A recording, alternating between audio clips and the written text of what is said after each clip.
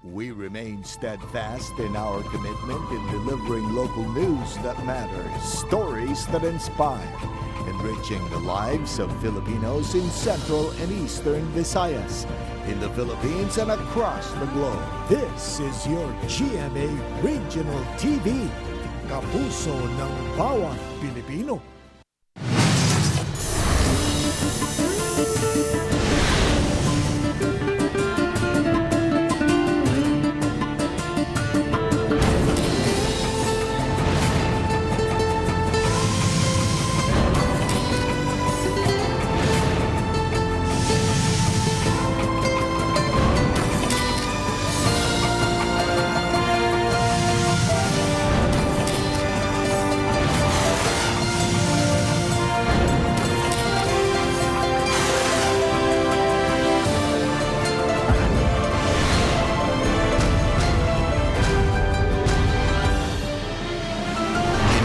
GMA Regional TV, Balitang Bisdak.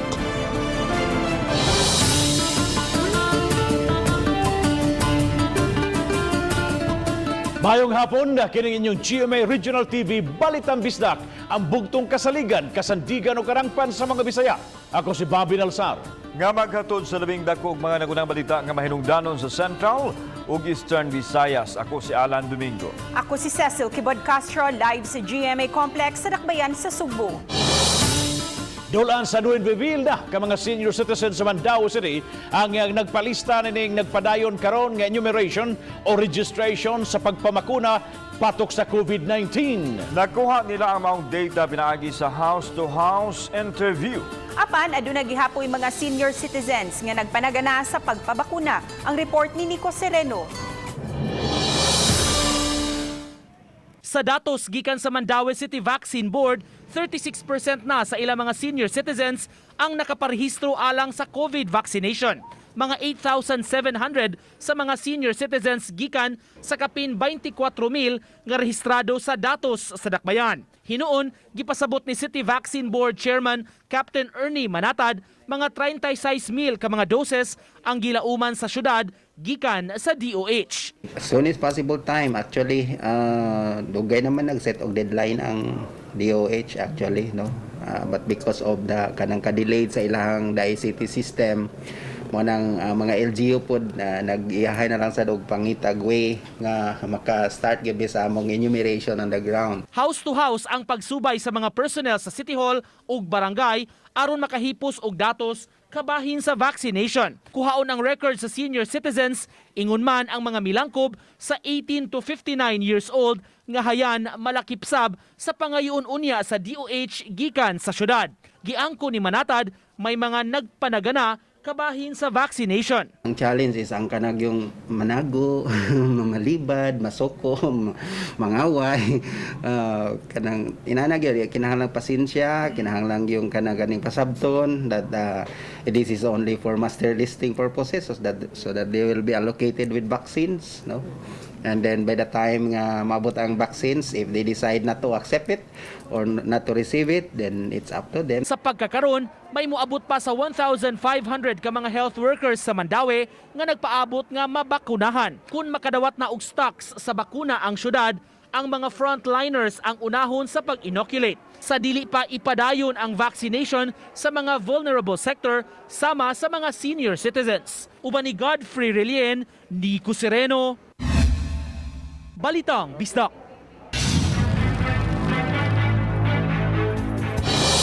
Sunog miulbo sa Maydan Landon sa barangay San Antonio. Din sa Dakbayan Sugbo, midanyos og 12 milyones ka pesos. Ang report ni Fimarin Dumabok. Sud sa usa ka oras nga nakikumbati ang mga sakop sa Cebu City Fire Station sa sunog nga niulbo alas 11 gabi. Giisang second alarm human nasunog ang building nga iya sa usa ka William Pavillar. Kay konkreto ang upat ka andana nga edipisyo, naglisod sa pagsud ang mga bumbero. Gigamitan pa nila og fire ladder ug breathing apparatus aron pagpaong sa kayo. Gideklarar ang sunog nga under control alas 12:13 na sa tungang gabi. Matod sa mga trabahante nga sa usa ka water refilling station nagsugod ang sunog. Usa kanila samdan sa iyang bukton. Tingala ko, ributo na. Tanaw na po na nabisiga naman dito. kuan pagutom niya ganda ng siga. Oh, tubigan mo to. Buto, bro. Masa may nabuto ato? Wala lagi may kabalo mo, may pagmata na ko. Dagan na ko. Yeah, tayo naman po. Padayong gisusi sa Cebu City Fire Station ang hinungdan sa sunog nga midanyos og 12 milyones pesos. Wala ra hinoy natala nga nakalaas sa maong sunog. Uban ni Rod Prado, ako si Fe Marie Dumabok. Balitang Bisdak. Nagmalinaw na ang pagtimaan sa Semana Santa hangtod na sa pagsugat sa Pasko sa pagkabanhaw. Ano ang report? Malampuson nga napatuman sa mga otoridad ang malagda aron pagsiguro sa kapsay ug kalinaw atol sa Semana Santa. Apil silang nagkontrolar mao ang mga tawo nga malitog mga sagol sa binignit diha sa Carbon Public Market. Kabahin sa carbon market wala na gyud nagpabadlong ng katong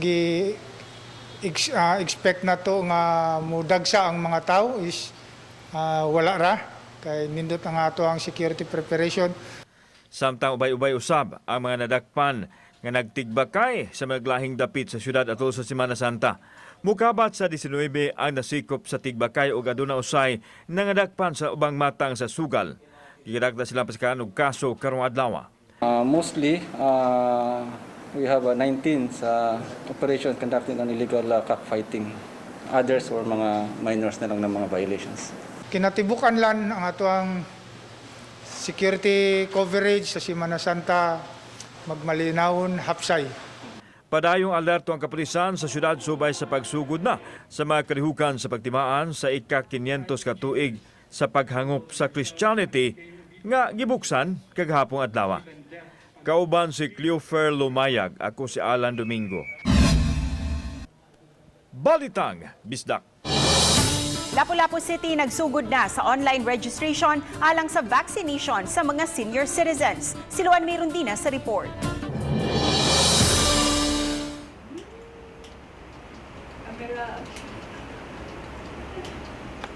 Nagpadayon karon ang master listing sa mga senior citizens sa dakbayan sa Lapu-Lapu alang sa gikatakdang pagpamakuna. Sa miaging semana pa, nagapod-apod ang taga City Health Office og hard copy sa registration sa mga senior citizens sa matag barangay. Ang dakbayan sa Lapu-Lapu adunay kapin sa 40,000 ka mga senior citizens. Gitinguha karon sa dakbayan nga mabakunahan ang 60 ngadto sa 70% kanila. Sa wala pa makadawat og hard copy sa registration, mamahimong magparehistro online. Ang 63 anyos nga si Eugenio Rosani, andam nga magpabakuna batok COVID-19. Apan nabalaka ang iyang asawa kay basin may side effects unya kini, kay magpabakuna batok rabies ang iyang bana karong adlaw, kay napaakan kini og iro niadtong Sabado. Okay ra ko ma'am, okay ra ko. Wala kay mga pagduha o kahadlok. Wala. Okay ra man ta magpabaksin niya. Nakon ko yan ko kay napamagoy rabies. Kanang injection niya di pa mahuman o Abril pa siguro, May pa mahuman siguro.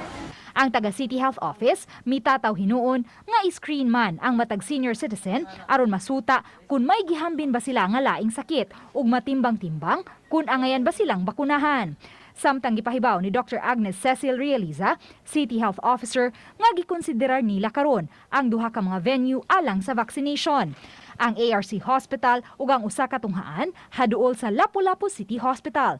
Makig-alayon pa usab sila sa Lapu-Lapu City Schools Division Superintendent aron makapananghid sa paggamit sa maong tunghaan. Amo na siyang kanaging planuhon ni May no nga katong mga barangay near to ARC ato na mo ibutan didto. Ang barangay near diri sa City Hospital ari po na mo i-assign. So we will assign every day. This is for 1 week o ba? Mo assign ni barangay gyud nga for that time kana nga barangay mo na ilang schedule nga oras. Nagpaabot pa hinuon ang City Health Office sa supply sa COVID-19 vaccine alang sa mga senior citizens sa dakbayan. Uban ni Marlon Melgazo, Luan Merondina, Balitang Bisdak.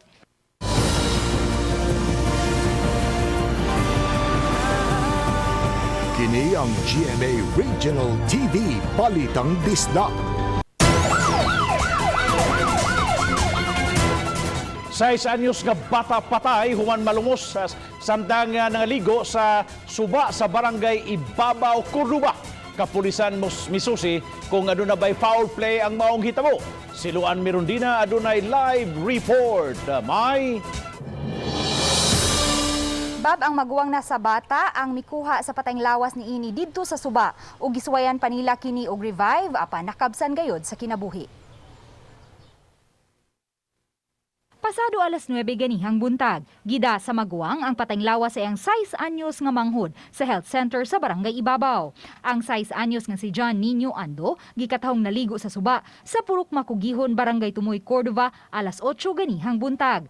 Apan gikahibong sa mga opisyal sa barangay kung nganong gihigtan og straw ang usa sa mga tiil sa bata. Ang papa ma'am nang laba silahang balay na kaning bata sa before wa pa nalaba ang papa nanang hindi nga nagtabanog, so nagtuwa ang papa nga nagtabanog ni, pero sad to say ang bata mo na nila naibawan nga nalumos nga di ay. Gisusi sa mga sakop sa Cordova Police Station ang Suba o gihinabi usab ang mga batang nakauban sa biktima pagpangaligo. Si John Nino gikatahong mahiligon nga maligo sa Suba apan dili makamao mulangoy. Iya mga kuy nga bata gibadlong siya nga dili dito napita kay laom lagi. Nanyambak lang ganun ni sa galit na ningon naman sa iyang mga kauban nga bata nga ug ganang maligo na kuno siya nya ningon nga bye. Nasuta hinuon ni Police Corporal Richie Abaw, investigator, nga walay foul play nga nahitabo. As per sa mga bata dito nga iyang kuyog na maligo unta ma'am is iya ta ni ihikot siyang chinilas usa kay nalubong sa lapok ang usa niya ka chinilas. Ay wala ra ma'am kay ikot nga pan na siyang tinom is nara sa iyang right side. Dilibot nga tiil ang naikot. Bab, subling pahimangno karon sa mga barangay officials ngadto sa mga ginikanan ilabi na kadto mga nagpuyo daplin sa dagat o baka sa Suba nga kanunay bantayan ang ilang mga anak aron malikayan ang susamang hitabo. Bab, daghang salamat Luan Mirundina sa imong live report. Gipaubo sa drug test ang 3 ka mga pulis nga sakop sa Sawang Caldero Police Station nga gilambigit sa robbery extortion kansang team leader. Giakusahan usab sa pagpanglugos sa babaeng biktima. Sige warrantless arrest. Wa pa hinuon mo gawas ang resulta sa drug test. Girilibuhan na sila sa ilang katungdanan o gipabus karon sa camp restriction. Samtang gisugdan ang kasong administratiba pato kanina. Una mireklamo ang babaeng complainant sa Integrity Monitoring and Enhancement Group o IMEG batok sa raso ng mga pulis nga nag-operate sa ilang Pinoyanan dito sa lungsod sa Minglanilla. Gisusi usab ni Cebu City Police Office Director Josefino Ligan ang pasangin nga dunay gitaguang silda ang Station 6 apan sila pagsusi wa sila nakaplagan. The criminal case was already filed as per information by our intel officer. Na-file na last week. Ongoing pa ang mga evidence regarding sa administrative case. Tanang istasyonan akong gituyok. Gitanaw gid nako kung labi na sa kanang mga report nga na mga tinaguang silda. So far wala man gid.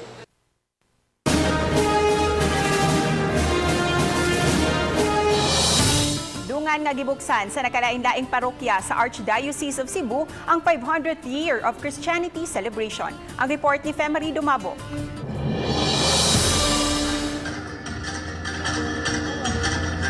Sa Archdiocesan Shrine of St. Therese of the Child Jesus, giriinak sa mga parish youth ang nabansay nga tuo-tuo sa panahon sa kakaraanan. Hangtod nga miabot ang Kristyanismo sa nasod.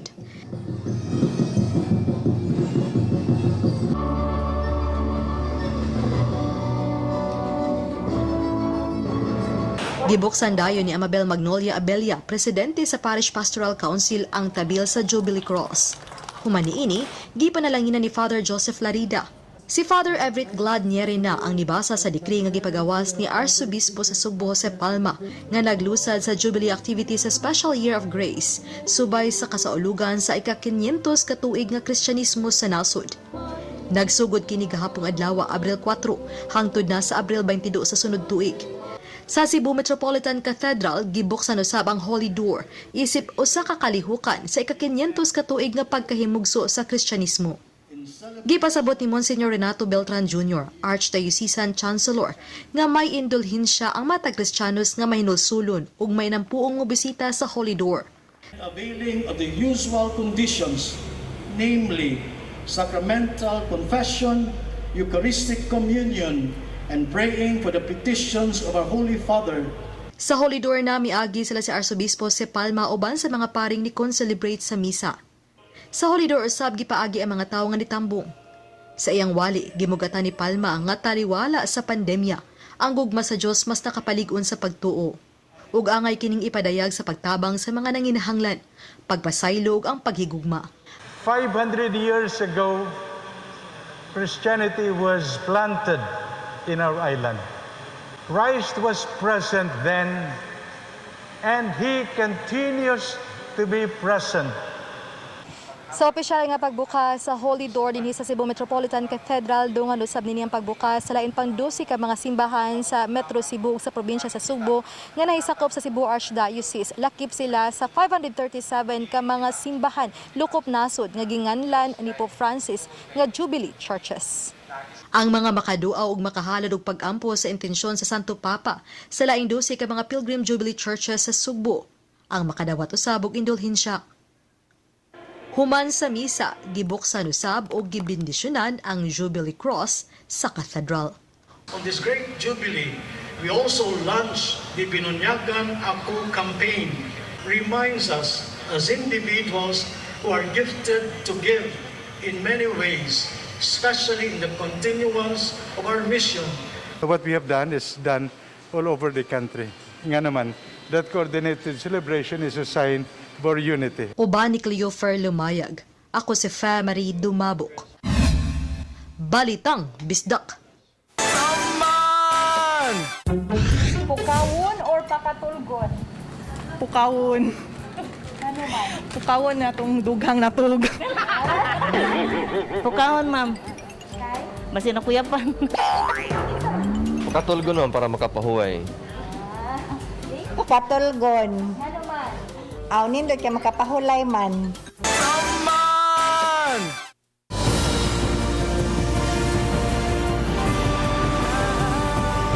Kini ang GMA Regional TV Balitang Bisdak. Dotadong kawatan og mga bisikleta sa dakwen Salisay, sikop pa 14 ka mga bisikleta ang na-recover. Ang detalye ni Marie Dumabok. Wala na nakaipsod sa Talisay City Police kining 42 anyos nga si Osvaldo Cabasi nga taga Sitio Tagunol, Kugon Pardo sa dakbayan sa Subo. Siyang gitudlo nga notadong kawatan og mga bisikleta sa syudad sa Talisay. Dadtong Biyernes sa hapon ni-report sa Talisay City Police Station ang usa sa mga biktima og pasado alas 9 sa gabi na sikop ang suspect kay nakuhaan kini sa CCTV footage sa City Toda ang iyang gibuhat. Sa pagkasikop kang Cabasi, na-recover sa mga pulis ang 8 ka mga bisikleta ug laing unumpa nga iya nang gibaligya.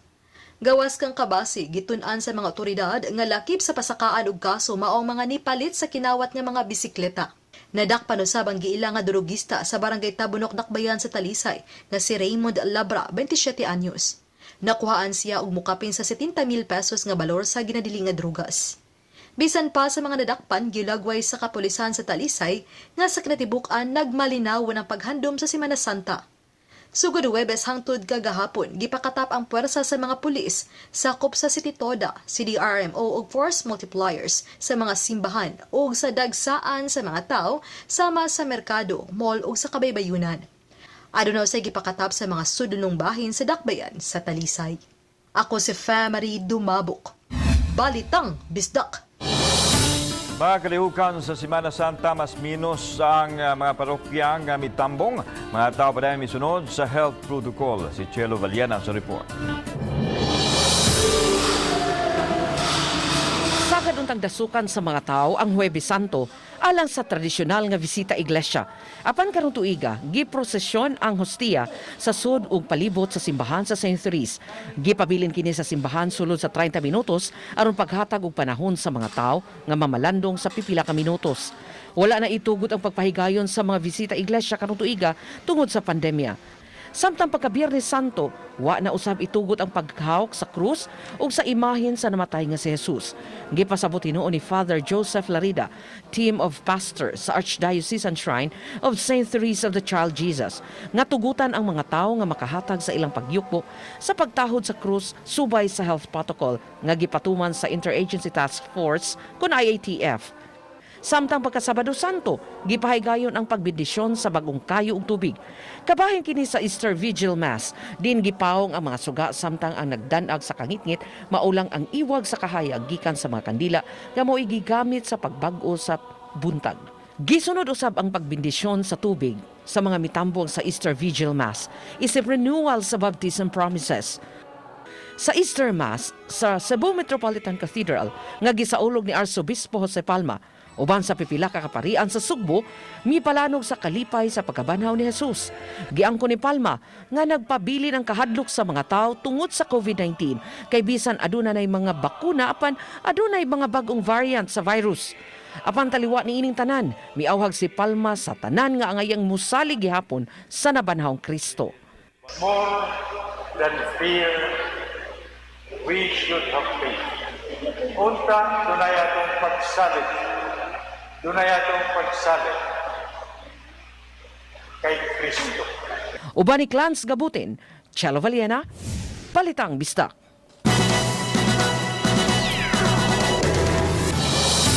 Malampuso ng paglangoy sa 25 anyos nga si Clivan Kane Alegres ang tibuok isla sa Olango kagahapong adlawa atol sa Easter Sunday. Alas 3:20 kagahapon sa hapon gisugda ni Clivan ang paglangoy palibot sa Olango Island ug nahumaniya kini kaganihang alas 3:30 sa kadlawon. Samtang sunod nga pangandaman ni Clivan ang paglangoy palibot sa tibuok isla sa Mactan karong Abril 24 nga gitunguha niyang langoyon sulod lang sa 18 ka oras.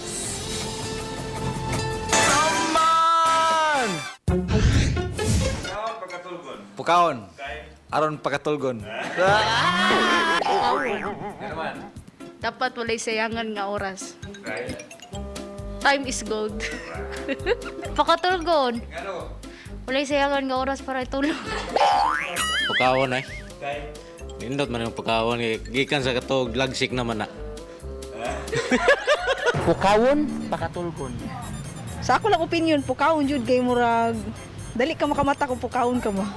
Pakatulgon? Kung patulog, lisod mo pakatulgon kay daghan pa mang ikanta nimo para makatuog sampo. Tulgon jud na nimo kay aron makapahuway, layo ra sakit. Pakatulgon. Kay? Ha? Para makatog. Pukaon. Para mga tulog. Naman!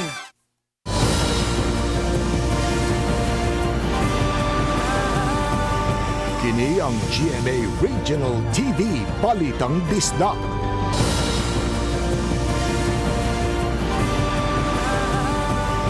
Kini ang GMA Regional TV Balitang Bisdak. Padayon pa ang imbestigahan sa mga miyembro sa Fire Department ang miulbo nga sunog sa Mandaue City. Apektado ang nagnegosyo og lumber ingon man construction supply ug ang panimay sa likod. Ang report ni Nico Serino. Gibalikan sa mga investigador sa Mandaue City Fire Station ang dapit na sunugan sa ML Quezon, Barangay Magikay. Parte kini sa ilang pakisusi sa dapit human miulbo ang dakong sunog adlang Huwebes. Apektado sa sunog ang hardware nga totally burned, ingon man ang balay sa likod ug partially damaged ang lain nga balay. May mga sakyanan sab nga nangaugdaw. Bahin sa ato ang ipada sa Manila for laboratories, nagkuha na tawag mga line sa kuryente for electrical analysis. And then nagkuha tag debris, ashes, ito ipada sa Manila for any flammable substance. Dako yun. Bago mo yung nangumpra. Nagpasulod mi daan og mga stock kay para abli karong adlaw. Maka man sa lumber? Oh, sa lumber. Kuan, mga supply sa lumber og kaning mga kabilya, simento, plywood, kahoy. Sa Magikay Barangay Hall na abtanamo nga nagpatabang sa kapitan kining pipila ka trabahante sa maong patigayon. Pipila kanila didto sa Camotes Island pag-igo sa sunog kay kuyog sa ilang agawng mibakasyon unta sa dapit. Kay wala sa balay, wala sila'y nadala. Huwag na dahil sa kamong t-shirt o buwan. Budget. perti yung kuha na. Balik primero. Di pasalig hinuon ng barangay nga muabag kanila. Amo lang sang gilalayan og mga pagkaon. Nya pagka gahapon, Domingo, na mauli na gid sila. Wala na gitaw sa atong high school. Niya upat karon dire. Morning diha sa Lamber. Morning trabahante sa Lamber nga wala pud sila atong panahon. Uban ni Godfrey Relien, Nico Sereno. Balitang Bisdak. Dakbayan sa Sugbo nakatala og ubos nga kaso sa COVID-19 karong adlaw nga adunay 39 ka mga bagong kaso. Kini ang ipagawas nga datos sa Emergency Operation Center sa Cebu City di nagpakita sa dakong pag-us-o sa COVID cases. Human sa sunod-sunod nga pagtala sa triple digit sa nakalabay mga semana. Nakatala usab og 135 ka mga bagong recoveries. Ang Cebu City adunay 1,102 active cases, samtang sa critical care occupancy rate ubos usab kaayo ang na-record sa syudad. Sa 15 ka facilities adunay 29.5% ang bed occupancy.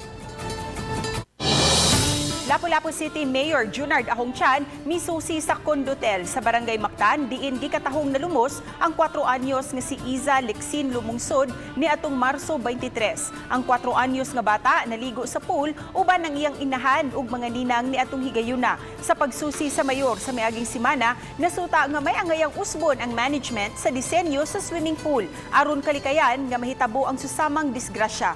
Kinumduman na lumususab Pebrero sa miaging tuig ang laing 5 anyos nga batang lalaki nga si Zeki Aldrin Aguirre. Wala pa'y nakuha nga habig ang RTV Balitang Bisdak sa tugduma sa kondotel. Gikatak na usab nga makikita ang General Manager kang Mayor Chan. Paringa mag-color ang tiles. May tendency nga. Ulakaw ka, makalikot ka. Tiglong sa ilaw.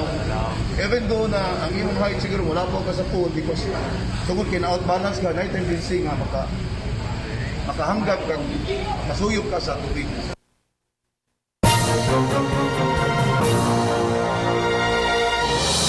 Sa labing uwahing kalambuan sa dagan sa atong panahon, gibantayan karon sa Pag-asa ang low pressure area nga nimutang kini 1,260 kilometers east of sa northwest o northeast Basco, Batanes sa alas 3 kaganihang kadlawon. Ubos ra hinoon na ang kahigayunan nga mahimo kini usa ka bagyo samtang gipahibaw usab sa Pag-asa Visayas nga northeasterly wind flow mao'y nagpasuwabi karon sa tibok Luzon ug Visayas sa mohatod kini sa mga panganuron o ginahinay nga pag-uwan-uwan samtang alang sa maximum heat index forecast kung init factor makasinati ang central o western Visayas o 37 ngadto sa 39 degrees Celsius nga anaa sa extreme caution category nga posibleng mosangpot kini sa heat cramps o heat exhaustion. Alang sa labing uwahing detalye sa dagan sa panahon, bisitaha lang ang official website sa Pag-asa. Sa labing uwahing kalambuan sa COVID-19, nakatala ang Department of Health 7 og 4,899 ka mga active cases, 123 niini mga bag-ong kaso. Sa mga highly urbanized cities, ang Cebu City dunay 1,333 ka mga active cases ug 39 ka bag-ong kaso. Moabot sab sa 780 ang active cases sa Lapu-Lapu City, 11 niini ang bag-o. Samtang dunay 862 ang active cases sa Mandaue City, 29 niini mga bag-ong kaso. Sa mga lalawigan sa Central Visayas, ang Bohol dunay 328 ka mga active cases, 14 niini ang mga bag-ong kaso. Miabot sab sa 1,410 ang active cases sa Cebu Province, 30 niini ang bag-o. 165 ang aktibong kaso sa Negros Oriental ug walay bag-ong kaso. Samtang 21 na ang active cases sa Siquijor apan walay nadugang nga bag-ong kaso. Sa Eastern Visayas, natala ang 326 ka active cases sa rehiyon, 17 niini ang bag-o nga infection. Sa tibuok Pilipinas, moabot na sa 143,726 ang active cases ug karong hapon moabot sa 8,355 ang bag-ong nagpositibo. Samtang sa 131,336,037 nga mga kaso sa tibuok kalibutan, 74,493,117 niini nangaayo na. Nico Sereno, Balitang Bisdak. Usa ka limaw sa tab-ang nga tubig ang nahimutang sa dagat nga gituhuang adunay health benefit sa mga tao didto sa lungsod sa Bantayan Island. Atong sayron pinaagi ni ining report. Sentro ang isla sa Bantayan sa mga turista ilabi na panahon sa Semana Santa. Nga mamalandong ug samang higayon nagbakasyon kauban ang pamilya. Ang kaputi ug kapino sa bus sa asur nga dagat nakabihag sa mga tao nga nagtampisaw taliwa sa kainit sa adlaw. Apan gawas nini nakapadani sa mga tao ngadto sa sitio Kasing, barangay Ubuob sa lungsod sa Bantayan mao ang usa ka limaw kansang tubod tab-ang nga tubig.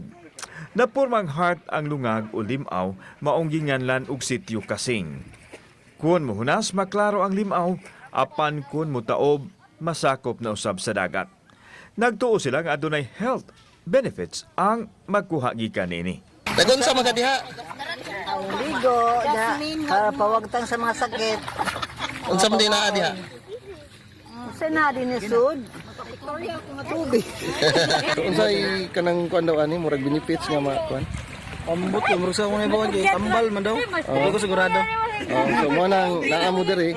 Alam ba nang paugnats kosog ba? Ang pagbanaw sa turismo maoy gihingusgan karon sa lalawigan sa Sugbo aron makabango na ang ekonomiya ug ang panginabuhian sa mga tao. Ang isla sa Bantayan usa sa mga nagsalig sa industriya sa turismo. Alas 5 na! Balitang Bisdak na! Kauban si John Solon, ako si Alan Domingo. Balitang Bisdak. Mayong hapon sa itong magkapuso diya sa lalawigan sa Siquijor, Bohol, Negros Oriental, Samar o Galiti. O kapil ng atong international viewers, amping mo kanunay mga kapuso. Daghang salamat sa mga kapuso nato apil na sa gawas sa nasod nga nikisayon sa mga dagko ug mga nagunang balita sa rehiyon. Ako si Alan Domingo. Ugi ka namong tanan dinhi sa Central ug Eastern Visayas. Ako si Cecil Kibod Castro. Ang inyong balita ang among balita kay matag lokal nga balita mahinungdan. Kini ang inyong GMA Regional TV Balitang Bisdak. Buong puso para sa Pilipino. Ako si Bobby Nelsaro ug mayong hapon mga kapuso.